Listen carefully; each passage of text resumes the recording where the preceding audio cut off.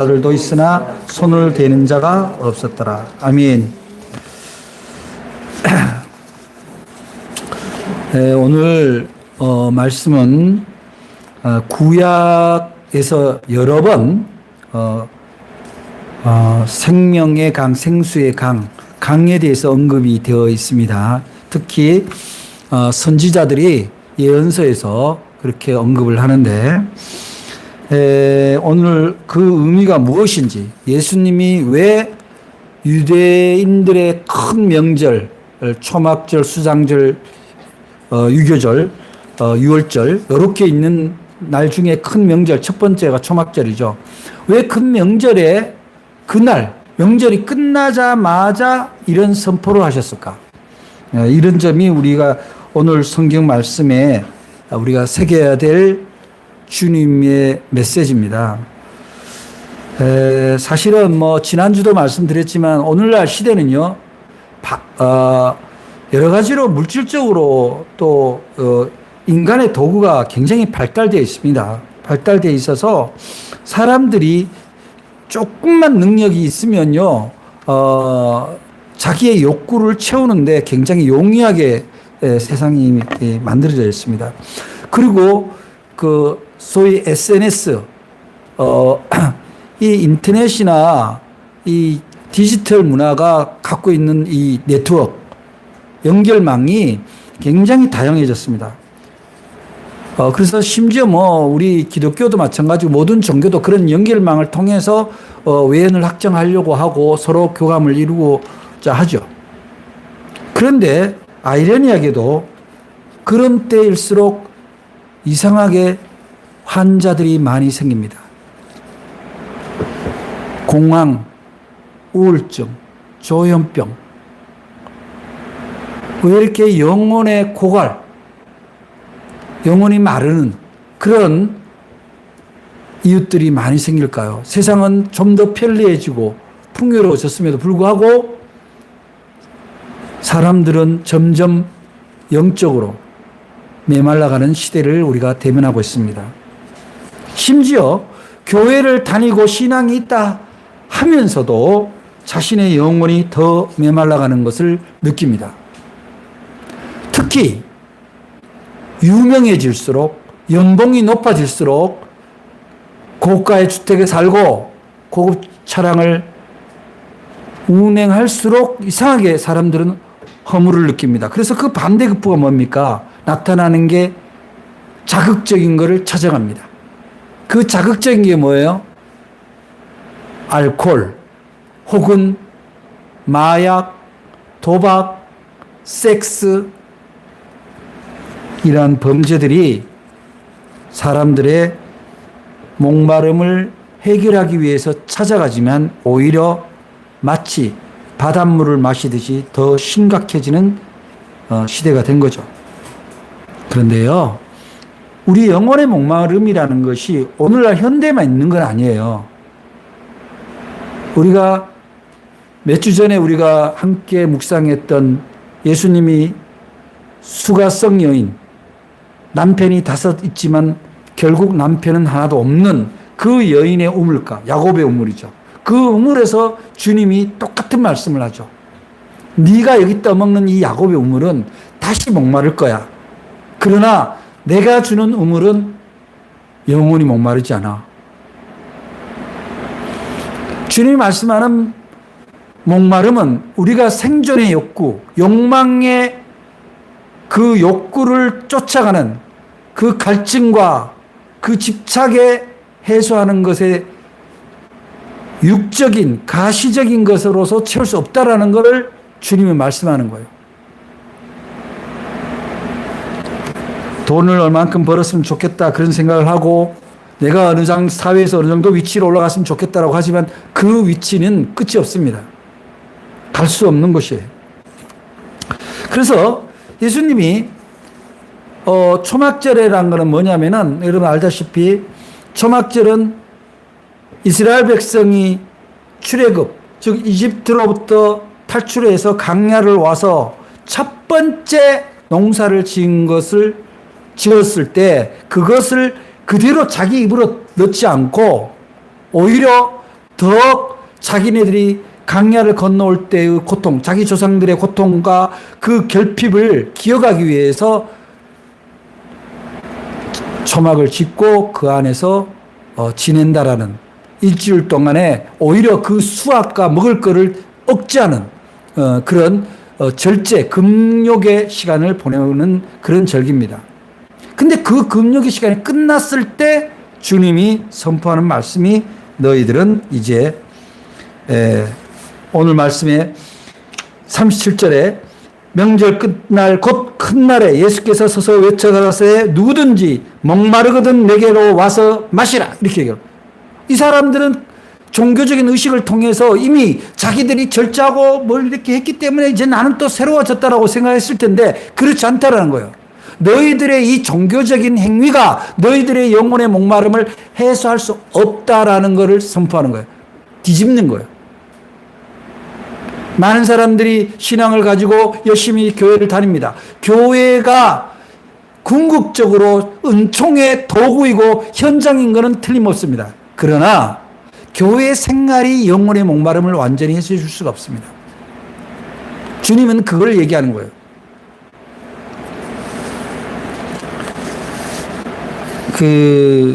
이제 초막절 예식 중에 보면은요, 물 깃는 의식이 있어요. 그 물 깃는 의식이라는 게 뭐냐면은 제사장들이 7일 동안에 매일 이 황금 제기를 가지고 가서 실로암에 가서 물을 떠다가 제단의 서쪽에다 둡니다.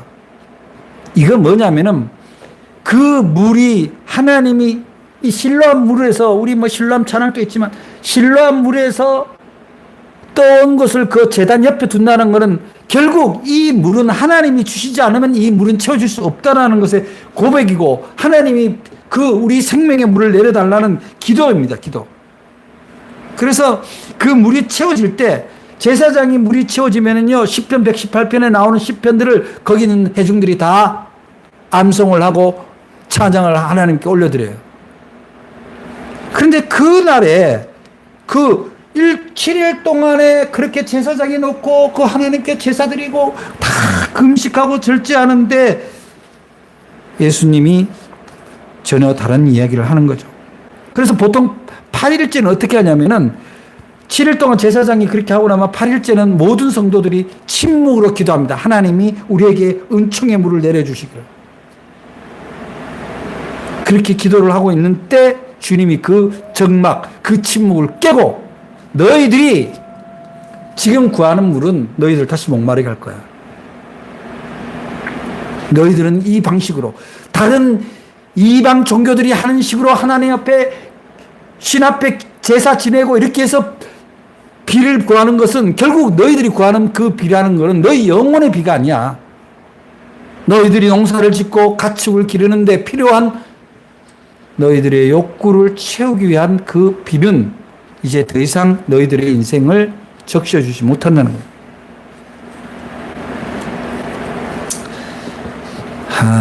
그러니까 만약에 그 예수님이 오늘의 언어로 말씀을 하신다면은 너희가 그토록 기다리던 진짜 생수는 없어. 어디에 있느냐? 바로 여기 있어. 실로암의 물은 마르지만 내가 주는 물은 영원히 목마르지 않는다. 근데 이 고백이 사도 바울이 고린도전서 10장 4절에서 하고 있습니다. 어떻게 하고 있냐면은 다 같이 신령한 음료를 마셨으니 이는 그들을 따르는 신령한 반석으로부터 마셨으며 그 반석은 곧 그리스도시라. 여러분 안반수 들어봤죠? 안반수. 제주 삼다수, 뭐 어디 설악수, 뭐 다 이게 뭐야? 안반수 밑에서. 그 안반수 밑이라는 건 뭐예요? 그 지하 깊은 바위, 그 온갖 세상의 오물들이 다 차단된 상태, 숨겨진 상태, 그 안반 밑에 있는 정말 깨끗한 생수, 그 안반이 누구냐? 바로 예수 그리스도라는 거예요. 그래서 예수님은 무슨 얘기를 한 거냐면 너희들이 지금 하고 있는 모든 종교 의식은 어떻게 보면 내가 오는 것을, 내가 너희들에게 주는 것의 그림자에 불과한데 그림자가 실체는 아니다 이거죠. 그림자가 있는 그 원래를 쳐다봐라. 이 말씀은요, 이사야 선지자가 이미 한 말이 있어요. 이사야서 55장 1절에 보면 오라 너희 모든 목마른 자들아 물러나오라 돈 없는 자도 오라 너희는 와서 사 먹되 돈 없이 값 없이 와서 포도주와 젖을 사서. 그리스도의 복음에는요 자격 조건이 없다라는 거예요. 예수님이 공생애 동안에 사람을 치유하고 귀신을 쫓을 때 너 나 얼마나 믿어? 너 앞으로 나 따라다닐까? 조건을 달지 않습니다. 네가 내가 네한테 뭘 해주기를 원하느냐? 낫기를 원합니다. 오케이. 내 딸이, 내 종이, 내 어머니가, 내 아들이 말할 때마다 주님은 그 사람의 믿음 정도를 측정하지 않습니다. 평가하지 않습니다. 우리는 언젠가부터 기도를 열심히 했더니 하나님이 뭘 도와줬다. 그럴 수 있습니다. 그러면 기도를 열심히 했는지 아닌지 모르는 어느 대상자가 일이 잘 안 풀렸어요. 자식을 위해서 열심히 기도했지만 자식의 일이 잘 안 풀렸습니다. 암 걸린 가족을 위해서 열심히 기도했지만 그 암이 치료되지 않았습니다. 그러면 그거는 기도를 부족해서인가요? 그렇게 얘기할 수가 없는 거예요. 자격 요건은 주님 앞에 합당한 이야기가 아니라는 거죠. 복음의 은혜는 누구든지입니다. 누구든지. 그래서 주님, 근데 그 누구든지는 자격 요건인데 누구에게로부터는 거는 다른 거예요. 누구에게서부터 너희들이 은혜를 입고 너희들의 영혼의 생수를 마실 수 있고 너희들 안에서 채워진 그 영혼의 생수, 생명의 그 생수가 흘러갈 수 있겠냐라는 것은 전혀 다른 문제입니다. 그것은 어느 종교, 어느 인류의 연구자들의 글에 아무도 나오지 않지만 유일하게 성경에서 유일하게 한 분 예수 그리스도께서만 나를 통하여서만 가능하다라고 한 거예요. 우리의 영혼이 목마르고 갈증이 있는데 가르쳐준 분이 있고 하겠다는 분이 있는데 그를 못 믿는다는 것은 얼마나 불행한 일입니까? 교만하면요 구원을 못 받아요. 자기의 노력을 해서 자기가 뭐를 했기 때문에 하나님이 뭐를 해주실 거야. 그렇지 않습니다. 우리가 주님의 그 영혼을 구원하시는 생수, 그거를 계속 공급받는 비율은 주님, 저는 주님이 도와주시지 않으면 한순간도 주님의 생수, 생명의 생수를 먹을 수 없는 연약하고 부족하고 제한된 존재라는 것을 고백하는 사람, 가난한 사람, 그 사람만이 예수 그리스도의 생수를 마실 수 있게 됩니다. 값없이. 여러분, 세상의 물과 주님이 주는 생수의 차이는 뭡니까? 우리가 인생에 물이 없어서 갈증이 납니까? 홍수가 나는데 홍수의 물이 막 넘쳐납니다. 근데 그때 갈증 나는데 그 물 못 먹어요. 바다 한가운데 표류하고 있습니다. 바닷물이 넘실넘실 됩니다. 한 모금도 못 먹습니다. 세상의 물이 그러합니다. 우리는 어쩌면은 망망대해에 마실 수 없는 물 한 모금 없는 망망대해에서 그 가짜 생수를 들여다보면서 갈증을 날마다 반복하고 있는지 모릅니다. 세상의 돈, 권력, 쾌락, 그러한 흙탕물과 그러한 바닷물 속에서 우리는 마시고 싶은 유혹을 수없이 느낍니다. 조금만 먹을만 하면 마시고 싶습니다. 우리가 어거스틴의 고백을 자주 우리가 함께 들여다보는 것은 이런 겁니다. 어거스틴이 주님, 당신은 우리를 당신을 향해 살도록 창조했으므로 우리 마음이 당신 안에서 안식할 때까지 결코 평안을 누릴 수가 없습니다. 여러분 마음을 흔드는 게 무엇입니까? 여러분 안에 근심을 일으키는 문제가 무엇입니까? 그것은 여러분 안에 계시는 성령님, 주님이 허락하신 주님의 영을 돌이키는 그 길밖에 없습니다. 우리는 성령을 자분정이라 그래요. 여러분 자분정이란 말 아세요? 자분정이라는 것은 마치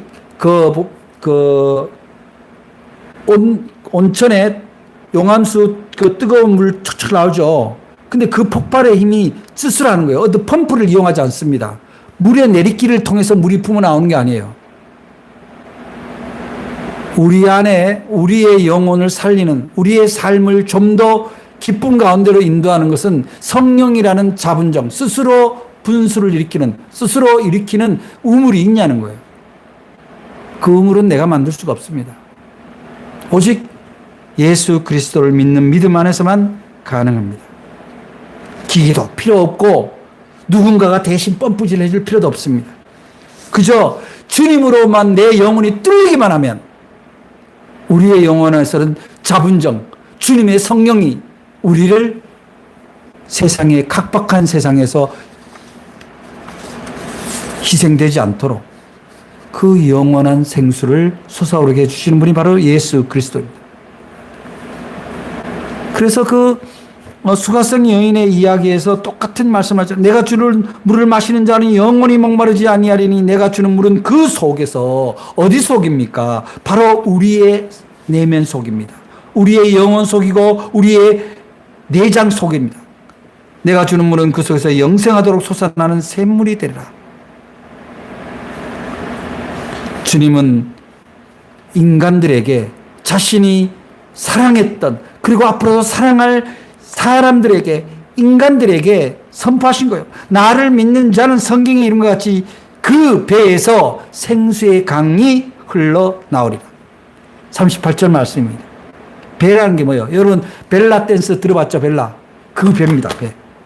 근데 우리나라도 그렇고요. 이스라엘의 내장에 대한, 뱃속에 대한 이해는요, 그 안에 영혼이 깃든다고 해요. 그래서 인간의 가장 깊은 내면, 즉 욕망과 감정과 결핍의 중심 자리가 바로 벨이라는 거예요. 그래서 인간의 배는 어떨 때 주로 씁니까? 채워도 채워지지 않는 그런 만족을 모르는 탐욕의 상징이잖아요. 끝없이 빨아당기는 블랙홀 같은 그런, 그런데 그 배 안에 주님이 들어오시면, 예수 그리스도에 대한 나의 믿음이 그 안에 자리 잡으면 솟아나는 샘수가 된다는 거예요. 이 39절에 보면은요, 그 생수의 실체를 이렇게 얘기합니다. 이는 그를 믿는 자들이 받을 성령을 가리켜 말씀하신 것이라. 아멘. 여러분 안에 성령이 계시는지 날마다 돌이켜 확인하시기 바랍니다. 어릴 때, 제가 아주 어릴 때입니다. 초등학교에도 들어가기 전에 우리 집에 8가구가 한 우물을 썼습니다. 한 우물을 썼는데 제가 아침에 가끔 일어나서 보면은 우리 집 8가구 공동체가 있습니다. 한 담장 안에 8가구가 살았는데 그 할아버지가 아침마다 우물을 들여다봅니다. 그리고 펌프를 들여다봅니다. 우물과 펌프를 동시에 들여다봐요. 왜냐? 이 8가구들이 아침에 밥을 먹어야 되기 때문에 늘 그 어르신은 먼저 그 우물을 들여다보시고, 물이 말라있지 않나. 말라있으면 가서, 우물물이 말라있으면 펌프에다가 물을 부어서 다시 물을 끌어올렸습니다. 어려서는 저 어른이 원래 저러신가 보다 그랬는데, 어른이 되고서야 그 어른이 얼마나 이웃을 사랑하고 그들을 위해서 애쓰시는 분인가를 제가 어른이 되고서야 알았습니다. 들여다봐야 합니다. 여러분의 영혼을 들여다봐요. 여러분의 영혼이 말라있는지 들여다보시기 바랍니다. 다른 사람이 펌프질 못해줍니다. 여러분이 주님을 찾을 때만이 가능한 거예요. 그래서 스가랴서 14장 8절에 보면 그날의 생수가 예루살렘에 솟아나서 절반은 동해로 절반은 서해로 흐를 것이라. 여름에도 겨울에도 그러하리라. 구약의 선지자들은 한결같이 앞으로 우리 인간의 영혼의 생수를 공급할 그 누군가가 온다라고 증언하고 있습니다. 에스겔서에도 보면은 이 강물이 흐르는 곳마다 번성하는 모든 생물이 살고 또 고기가 심히 많으리니 이 물이 흘러 들어가므로 바닷물이 되살아나겠고 이 강이 흐르는 각처의 모든 것이 살 것이며 모두가 예수 그리스도에 대한 그림자입니다. 이야기를 하고 있는 거예요. 여러분, 이게 복음입니다. 내가 예수를 믿는 믿음은 내 개인적인 삶의 풍요와 모양에 있지 않습니다. 내 영혼이 얼마나 주님과 함께 젖어 있느냐예요. 주님의 사랑으로 젖어 있냐, 여유가 있느냐는 겁니다. 조급하지 마시기 바랍니다. 두려워하지 마시기 바랍니다. 인생은요, 조급하다고 두려워한다고 해결되는 게 아니에요. 내가 연약함을 주님 앞에 고백하는 것 자체가 이미 문제 해결의 출발입니다. 그래서 우리가 주님이 오늘 말씀 가운데서 뭐라고 그래요? 그 배에서 생수의 강이 흘러가리라. 그러니까 네 안에만 고여 있는 게 아니라 네 안에 있는 성령의 생수가 흘러가야 된다는 걸 암시하는 거예요. 내가 예수 그리스도를 믿음으로 말미암아 내 마음의 평화와 내 마음의 사랑이 나한테서만 고여 있는 것이 아니라 이 강이 흘러서 이 나를 통해서 흘러서 누군가에게 살림의 그 생수가 되는 그런 삶의 사명이 우리에게 주어져 있다는 거예요. 예수님은요, 너 하나만 구원받고 너 하나만 잘 되면 오케이라는 그런 단서는 전혀 없습니다.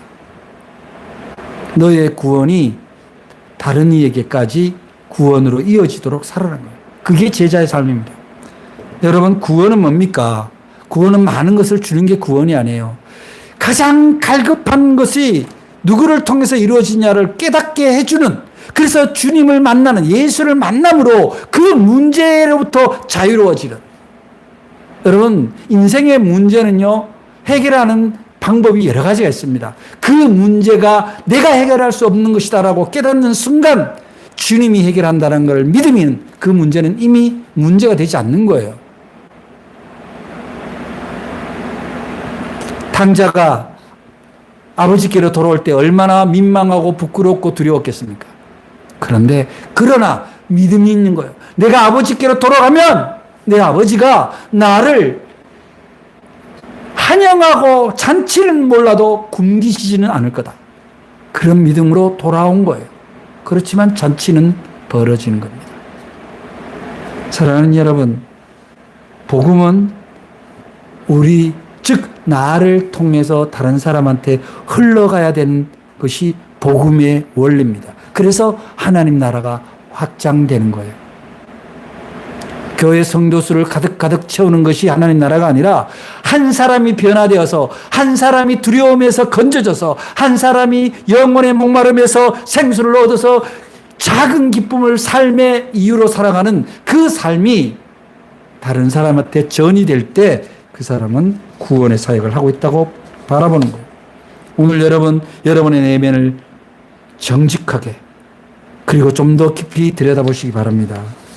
혹시 예수님을 믿는다고 하면서도 여전히 세상의 흙탕물, 바다의 그 염수를 마시면서 갈증에 시달리고 있지 않습니까? 내 힘으로 펌프질을 하거나 바닷물을 아무리 햇볕에 말리면 소금만 남습니다. 종교 생활에 근본적인 반성이 있어야 됩니다. 내 안에 깊은 내가 나를 지켜주시는 주님이라는 그 반석 아래 주님이 허락한 생수의 샘이 있다면 여러분의 인생은 결코 목마른 인생이 되지 않습니다. 믿으시기를 바랍니다.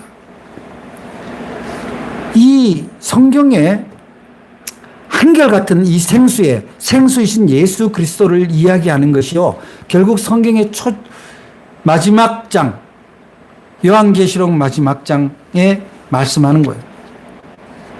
여기 보면은 요한계시록 22장 1절에 보면은 또 그가 수정같이 맑은 생명수의 강을 내게 보이리니 하나님과 및 어린 양으로 보좌로부터 나와서, 그리고 이 17절에 가면은 성령과 신부가 말씀하시기를 오라 하시는도다. 듣는 자도 오라 할 것이요 목마른 자도 와서 오라 올 것이요 또 원하는 자는 값없이 생명수를 받으라.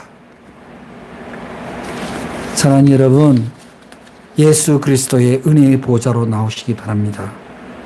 나의 연약함과 목마름을 있는 그대로 인정하고 십자가 앞에 엎드릴 때 우리 주님, 우리 예수님은 저와 여러분의 영혼 깊은 곳에 영혼이 목마르지 않는 성령의 자분적, 스스로 분수를 일으키고 흐르게 하시는 그것을 허락해 줄 겁니다.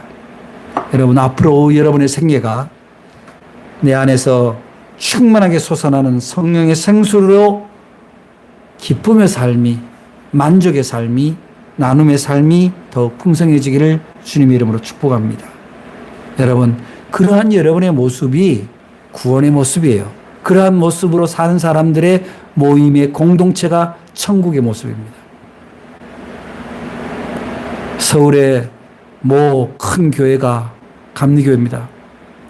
갈등 속에서 갈바를 못 찾고 서로가 편이 갈라져서 교회에 자산을 놓고 분쟁이 일어나고 있습니다. 교회의 모습일까요? 슬프기 짝이 없습니다. 여러분, 다른 사람한테 손가락질 할 때가 아니에요. 지금 자신을 돌아보시기 바랍니다. 나는 무엇에 갈등하고 그것으로 얼마나 외로워하고 또 무엇에 줄여 있는가. 지금은 세상 것을 줄여 할 때가 아니라 주님의 성령을 필요로 하시기 바랍니다. 그러면 여러분들의 삶은 근심이다, 문제다 했던 것들이 별거 아닌 걸로 다 해소될 겁니다. 그런 주님의 생수가 믿음의 반석 안에서 여러분에게서 영원히 생수롭게 되기를 주님으로 축복합니다. 기도하겠습니다. 사랑의 하나님, 감사합니다. 오늘 저희들에게